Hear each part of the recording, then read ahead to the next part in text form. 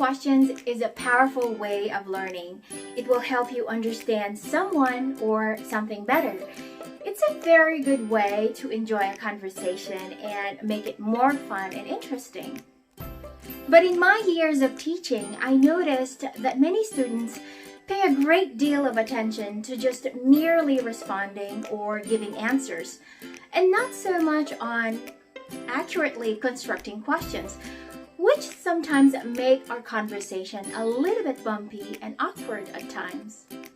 So in today's video, I'm going to teach you how to properly structure a question so that you can confidently raise your hand and ask someone a question.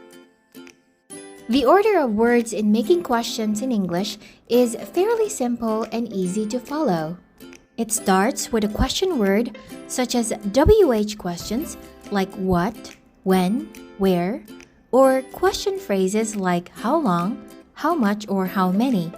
The question word is followed by an auxiliary verb such as the verb be, like am, is, are, was, were, or it can also be a modal auxiliary verb like can, could, will, may, should, or would.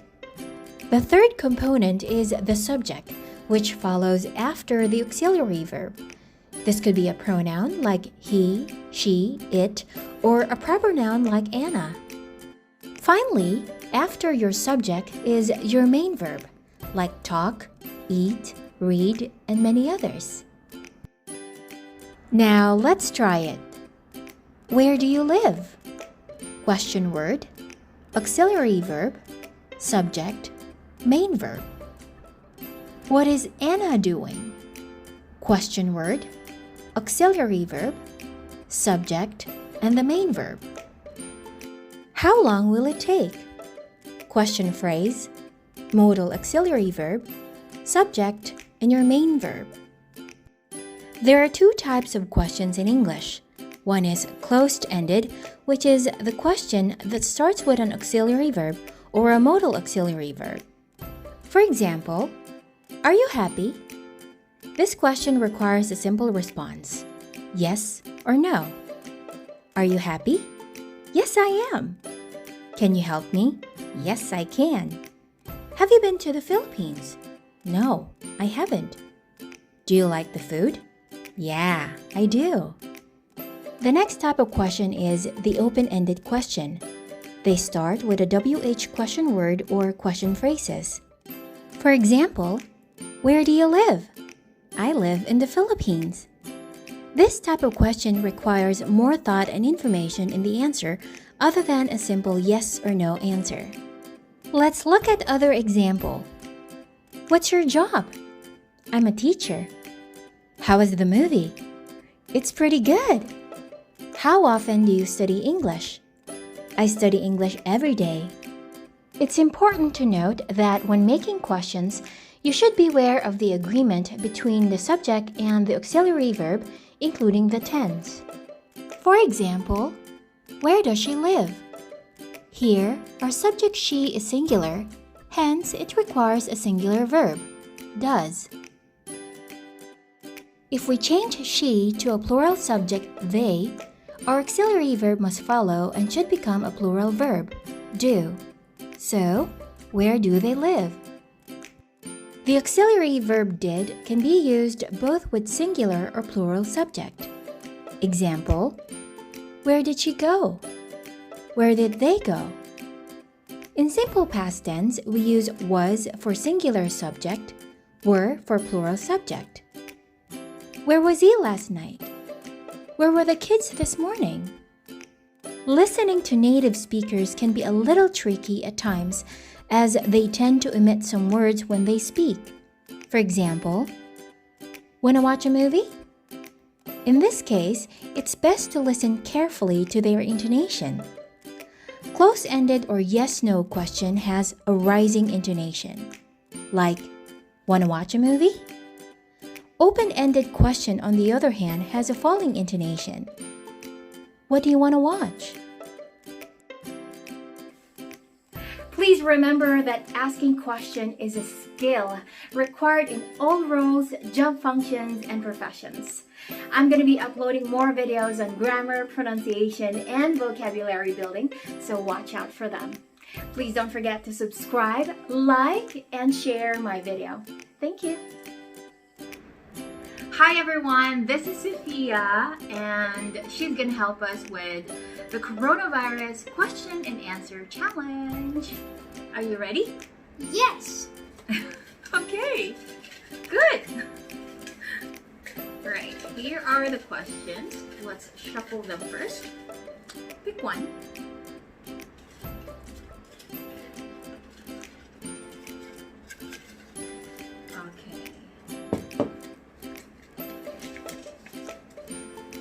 Right, here we go.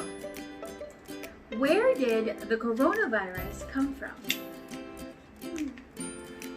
Maybe the evil scientist, because we only had easy problems in our city, so he decided to make a very big problem for everyone.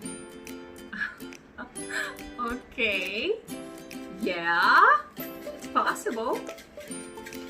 That evil scientist. Okay. Get one. Right, another blue one. Right. What is coronavirus? It is a virus that is very scary, that it can actually make you die, not make you sick. It is very serious. Do not mess with this virus. Okay. Why are you laughing? No, nothing really.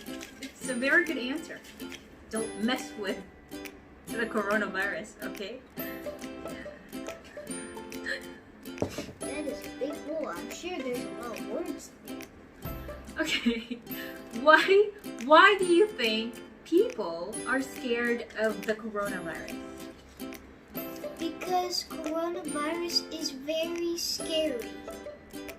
That it can actually make you die if you forgot that. Okay.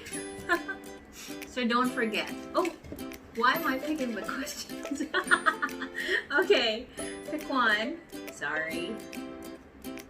Maybe I'm a bit nervous. Alright, here we go.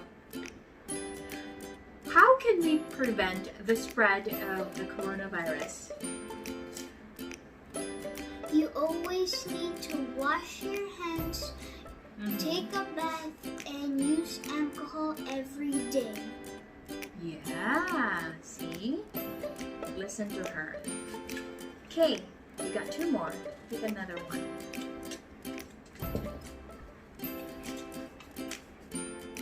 Right. Who gets sick of the coronavirus? Everybody, especially when you go out of your house. Yeah, so stay home, everyone. Okay. Why am I shuffling this? Sorry. Force of habit. Okay. Here's the last one. Oh, silly. Okay. When did the coronavirus begin? When the volcano erupted, that's the time the coronavirus began to spread. Oh, I see. That makes sense because it really happened. Yes. Okay, everyone. Thank you for watching. Sophia, thanks for helping me.